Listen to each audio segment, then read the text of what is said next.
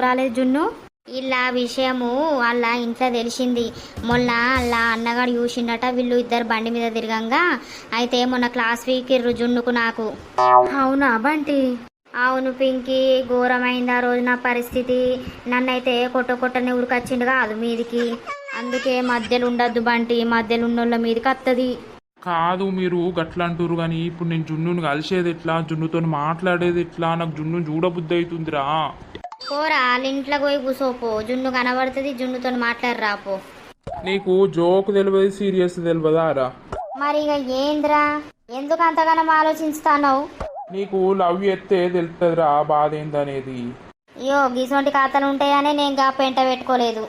మీ అక్క ఉన్న రోజులు తిరగాలి, కాలేజ్ పోవాలి, ఎంజాయ్ చేయాలి, అది చేయాలి. కానీ ఈ లవ్వులు గివ్వులు అని ఎంబడ పెట్టుకుంటే ఎప్పుడో టెన్షన్లు. అటు పోయినా ఫోన్ చేస్తుంది, ఇటు పోయినా ఫోన్ చేస్తుంది.